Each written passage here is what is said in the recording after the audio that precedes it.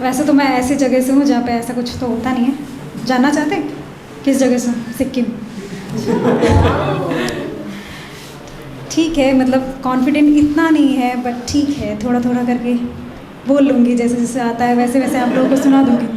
ज़बरदस्ती सही सुना तो पड़ेगा। कोई बात नहीं, ठीक है, 10 मिनट तो मुझे भी झेल सकते हैं, मैंने भी झेला, आप भी झेल सकते हैं। तो शायरी सिर्फ 2 लाइन 2 वर्ड्स नहीं होती है, ठीक है। शायरी एक ऐसी चीज़ है, मतलब फीलिंग है, एक ऐसा एहसास है। तो पहले तो मैं शायरी को इस तरह से स्टार्ट करूँगी, मतलब आपको भी ऐसा लगेगा कि शायरी है, डाउट नहीं होगा मतलब। तो ठीक है, बोलिए जय श्री राम। स्मृति है मेरा नाम, आप सभी को मेरा प्रणाम। तो स्टार्ट करती हूँ एक स्टोरी से। स्टोरी मतलब एक लड़का था जिसको एक लड़की से प्यार हुआ, हालांकि यही होता है। तो मतलब लड़के ने सोचा कि अब प्यार तो हो गया, घर पे मनाए कैसे, घर पे जाओ, फिर मम्मी पापा से बात करना है उसको कि मम्मी पापा मेरे को एक लड़की से प्यार हुआ है, तो ऑब्वियसली एक लड़की से ही होगा, नो वरी। तो उसने अपनी फीलिंग काफ़ी कोशिश करी मम्मी पापा को मनाने की, बट फिर लास्ट में उसने बोला कि अब ज़्यादा ही भावुक हो गया वो। फिर उसने बोला कि खाए होंगे आपने बादाम और पिस्ता, खाए होंगे आपने बादाम और पिस्ता, सबसे बड़ा होता है दिल का रिश्ता, क्योंकि दिल के रिश्ते से ही बनता है खून का रिश्ता। तो ये चीज़ बेटे ने तो बोल दी, अब उसके साथ क्या हुआ वो आप अज्यूम कर सकते हैं। क्योंकि मुझे नहीं पता उसके बाद क्या हुआ, शायरी थी बस, इतना ही पता है। तो एक और शायरी ज़रूर। समुंदर की गहराइयों को छू जाएंगे हम, समुंदर की गहराइयों को छू जाएंगे हम, अगर आप साथ हो तो खुद के मौत से भी लड़ जाएंगे हम। इजहार करने वाले तो कई आए जनाब, इजहार करने वाले तो कई आए जनाब, प्यार करने वाले तो उफ उससे भी ज़्यादा आए। इजहार करने वाले तो कई आए जनाब, प्यार करने वाले तो उफ उससे भी ज़्यादा आए, मगर हाय हम तो किसी और को चाहे, उसकी एक नज़र में हम घायल हो गए, उसकी मोहब्बत में हम उसके हवाले हो गए।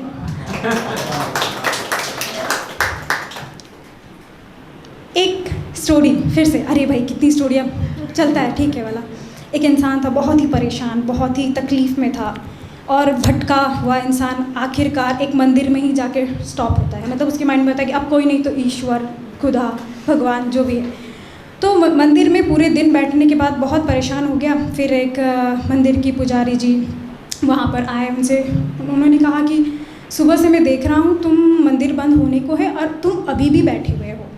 तो उसने सब कुछ अपनी गाथा कह दी। तो फिर शायरी के अंदाज में गुरुजी ने कहा कि वो काफ़ी परेशान था, मतलब ये बोल रहा था कि अगर अपने ही हमारा साथ छोड़ जाए तो हम क्या करें।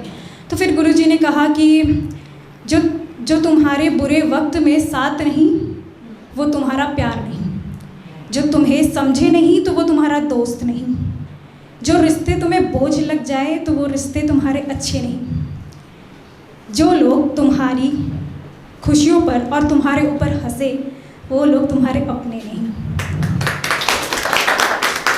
और इतना तकलीफ ना उसके मतलब आंखों में दिख रहा था। फिर एक और शायरी के साथ गुरुजी ने कहा कि ये वक्त ही है गुजर जाएंगे, ये तकलीफ ही है मिट जाएगा, अगर इन सब चीज़ों में उलझे रहे ना बेटा, वो दिन दूर नहीं ये कहना कि अफसोस तुम्हारे दिल में रह जाएगा।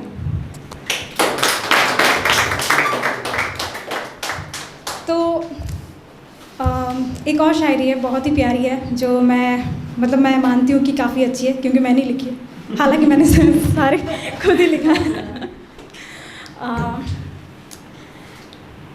अधूरी सी थी तुमसे पूरी हो गई, चटपटी सी थी अटपटी सी थी, बट तुम्हारे मसालों से चटपटी सी हो गई। खामोशी सी थी तुम्हारे आने से एहसास सी हो गई। मैं ज़िंदगी काट रही थी तुम्हारे आने से ज़िंदगी जीने लग गई। तुम्हारा प्यार ऐसा था कि मैं शायर बन गई। काफ़ी शायरी हो गई ना, मतलब ऐसा मैंने लिखा था कि ठीक है शायरी, बट एक थोड़ा फन कॉमेडी वे में भी हो जाए कि इतनी मीठी मीठी बात, इतनी मीठी तो मतलब हालांकि मैं गुजराती नहीं हूँ, ना ही मीठा खाती हूँ, लेकिन मीठी बातें करना आदत है जाएगी नहीं। ठीक है, तो एक इंसिडेंट बताऊंगी कि एक बार क्या हुआ था कि मतलब कि शादी में होता है ना कि अगर आप लोगों को एक्सेप्टेबल है कि ये शायरी के अलावा अगर कुछ और बोल रही है तो ही, वरना इतना ही था आज का, if you guys allowed me. ठीक है, तो शादी में होता है कि हम जाते हैं बंधन के, आदत है लड़कियों की, क्या करें, सीधा साधा नहीं जा सकते। अभी भी मैं इतनी बंधन के आई हूँ, क्या करूँ होता है। ठीक है, तो मैं भी तैयार होकर के शादी में गई थी। तो दीदी की शादी थी और फिर वहाँ पे एक लड़का मिला, उसने बोला कि इतनी खूबसूरत लग रही है कि मैं तो मर ही गया। और मेरी आदत काटने की, मतलब जुबान से काटने की। तो फिर मैंने भी बोल दिया, अच्छा तो फिर सांस आप पड़ोसन वाली आंटी के नाक से ले रहे होगे फिर। तो फिर बंदा, मतलब बंदे की हिम्मत है, मतलब मानना पड़ेगा यार, बंदे तो बंदे होते हैं, लड़कियों में थोड़ा सा ज़्यादा डर सा हो जाता है, लड़कों की तो बात ही अलग है। फिर लड़के ने ऐसे मेरे को बोला कि आप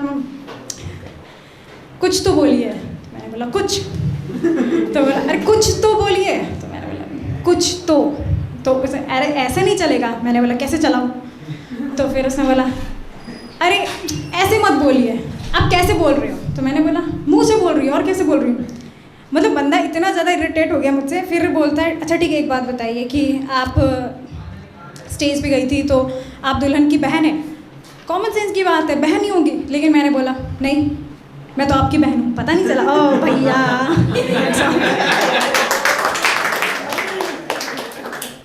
so thank you, I hope कि आपको अच्छा लगा हो।